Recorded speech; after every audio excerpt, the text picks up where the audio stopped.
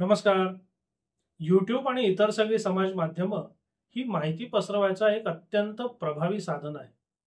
मात्र या माध्यमांचा उपयोग चांगली माहिती पसरवण्याकरता जेवढा होतो, त्याच्यापेक्षा कैक पटीने चुकीची माहिती आणि गैरसमज पसरवण्याकरता होतो, हे खेदजनक वास्तव आहे. बरं, या विषयाला आत्ताच हात घालायचं कारण म्हणजे आपल्यापैकीच काही लोकांनी मला काही व्हिडिओच्या लिंक्स पाठवल्या होत्या आणि त्या व्हिडिओच्या पार्श्वभूमीवर त्यांनी असं म्हटलं होतं किंवा असं विचारलं होतं, की वारसा हक्क हा ठराविक पिढ्यांपर्यंतच कायम असतो का? किंवा एखाद्या व्यक्तीला वारसा हक्क मिळण्याकरता मागच्या 3, 4, 5 अशा काही पिढ्या हयात असणं आवश्यक असतं का? कारण तसा दावा त्या व्हिडिओमध्ये करण्यात आला होता. त्या व्हिडिओमध्ये असं म्हणण्यात आलं होतं, की वारसा हक्क कायदा हा फक्त 3 पिढ्यांपुरता मर्यादित असतो आणि एखाद्या व्यक्तीला जर वारसा हक्क हवा असेल, तर त्याच्याकरता त्याच्या मागच्या 3 पिढ्या हयात असणं हे गरजेचं किंबहुना बंधनकारक आहे.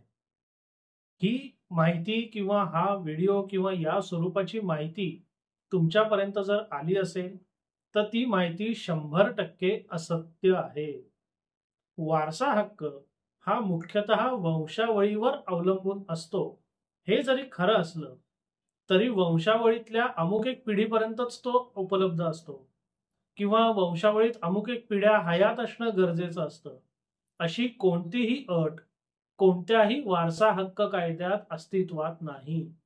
किमान माझ्या वाचण्यात तरी अशी कोणतीही अट किंवा कोणत्याही न्यायालयाचा निकाल वाचनात आलेला नाही, की ज्यात असं म्हटलं असेल, की वारसा हक्क 3 पिढ्यांपर्यंतच चालेल किंवा वारसा हक्क एखाद्याला हवा असेल, तर त्याच्या मागच्या 3 पिढ्या हयात असल्याच पाहिजेत. असा एकही कायदेशीर तरतूद किंवा असा एकही निकाल आजपर्यंत माझ्या वाचनात आलेला नाही.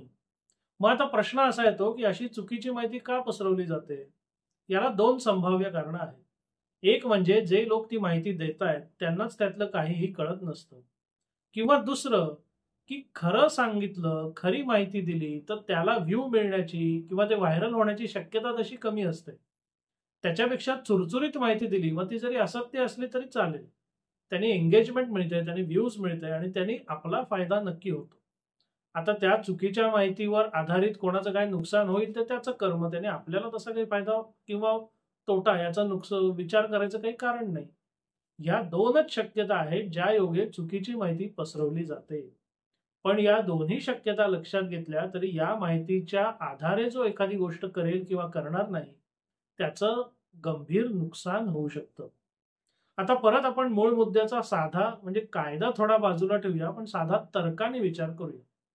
समजा असं असेल, की एखाद्या व्यक्तीला वारसा हक्क मिळण्याकरता मागच्या 3 पिढ्या हयात असल्या पाहिजे.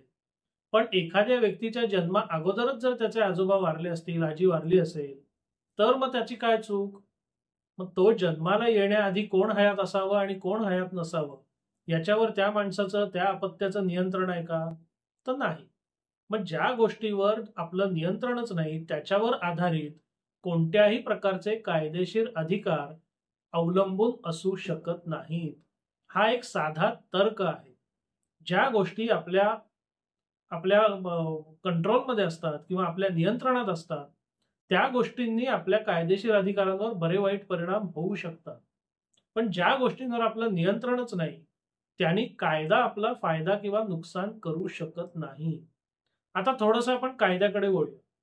या संदर्भात आपल्याला हिंदू उत्तराधिकार कायदा हे एक उत्तम उदाहरण घेता येईल. 2005 साली या कायद्यामध्ये सुधारणा झाली आणि मुलींना हक्क मिळतील असं जाहीर करण्यात आलं. तो कायदा देशभरात लागू झाला. त्याच्यानंतर त्याच्यामध्ये एक प्रतिवाद असा होता, जसं या व्हिडिओमध्ये म्हटलं होतं, की त्या कायद्यातील सुधारणेचा फायदा जर मिळायचा असेल, तर त्या दिवशी म्हणजे ज्या दिवशी तो कायदा अंमलात आला सप्टेंबर 2005 मध्ये, त्या दिवशी मुलीचे वडील हयात असणं आवश्यक आहे. आणि याच्यावरनं बरंच वादंग देशभरात माजलं होतं आणि देशभरात या कारणास्तव बहुतांश मुलींना हक्क नाकारण्यात येत होते. त्याच्यानंतर मला वाटतं सर्वोच्च न्यायालयाने शर्मा विरुद्ध शर्मा या खटल्याच्या निकालामध्ये हे स्पष्ट केलं, की 2005 मधली जी सुधारणा आहे आणि त्याचा जो फायदा आहे, तो मिळण्याकरता ती सुधारणा ज्या दिवशी अंमलात आली त्या दिवशी मुलीचे वडील हयात असणं आवश्यक नाही, किंवा त्या दिवशी ज्या माणसाचं अस्तित्व नसेल त्याच्या मुलींना सुद्धा सुधारणेनुसार झालेला वारसा हक्काचा फायदा मिळेल. मग असं जर असतं की मागच्या 3 पिढ्या हयात असतील तरच वारसा हक्क मिळेल, तर मग ही 2005 ची सुधारणा आणि त्याच्यावर आधारित हा निकाल हे होऊच शकलं नसतं. म्हणून एक साधी सोपी गोष्ट नेहमी लक्षात ठेवा, की जी आपल्याला माहिती आकर्षक वाटते, जी आपल्याला आकृष्ट करते किंवा जी आपल्याला हवी-हवीशी वाटते, आपल्याला सोयीस्कर वाटते, बहुतांश वेळेला ती माहिती चुकीची असते. आणि तुमच्यासारख्या अनेकांना आकृष्ट करणं एवढाच त्या माहितीचा उद्देश असतो. मग त्यातनं त्या चॅनलचं म्हणा, त्या कंटेंट क्रिएटरचं म्हणा, त्याचा फायदा होत असतो. कारण त्याला व्ह्यूज मिळतात, मग ॲड मिळतात वगैरे, वगैरे अनेक गोष्टी आहेत. पण जी माहिती तुम्हाला प्रथमदर्शनी तितकीशी तुमच्या फायद्याची वाटत नाहीये किंवा तुमच्या बाजूची वाटत नाहीये, ती माहिती एखाद वेळेस सत्य असू शकते. मी असं म्हणत नाही की तुम्ही फक्त पॉझिटिव्ह कडे दुर्लक्ष करा आणि निगेटिव्हवरच विश्वास ठेवा, असं अजिबात नाही. माझं तर असं म्हणणं आहे की तुम्ही कोणाच्याही माहितीवर, मग मी जरी सांगत असलो तरी त्याच्यावर आंधळेपणाने विश्वास ठेवू नका. कारण आंधळेपणाने तुम्ही जर विश्वास ठेवला तर त्याचे गंभीर दुष्परिणाम हे तुम्हालाच भोगायला लागतील. बरं, सुदैवाने आज तांत्रिक प्रगती आहे, इंटरनेट आहे, सगळी माहिती तुम्हाला एका क्लिकवर उपलब्ध आहे. त्यामुळे जेव्हा तुम्हाला अशी आकर्षक माहिती येते आणि तुम्ही त्याला बळी पडता किंवा बळी पडायची शक्यता निर्माण होते, तेव्हा एक पॉज घ्या आणि त्यामध्ये नक्की तथ्य किती आहे हे शोधायचा प्रयत्न करा.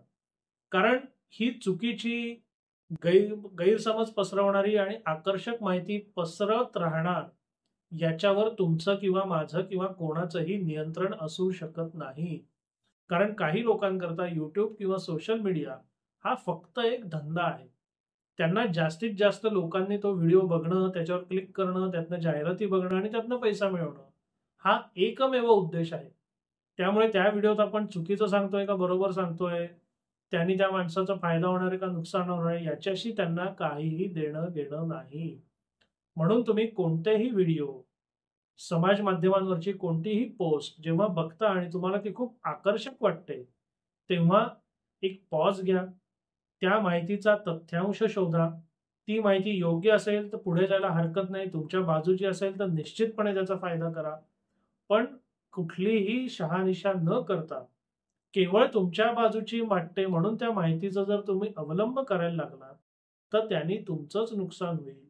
चुकीची माहिती पसरवणाऱ्याचं त्यांनी काहीही जाणार नाही. त्यामुळे शेवटी एवढंच सांगतो की वारसा हक्क हा वंशावळीप्रमाणे पुढे पुढे जात असतो.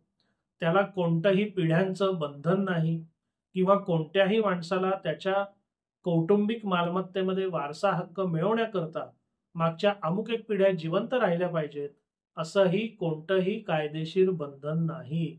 अशी कोणतीही माहिती, कोणताही व्हिडिओ, कोणतीही पोस्ट तुमच्यापर्यंत आली तर ती सपशेल खोटी आहे असंच समजा.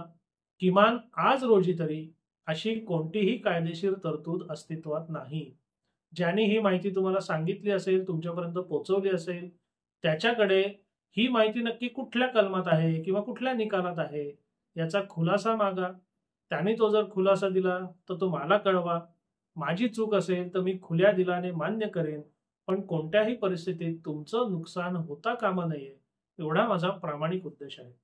आपला हा व्हिडिओ कसा वाटला अवश्य कळवा. धन्यवाद.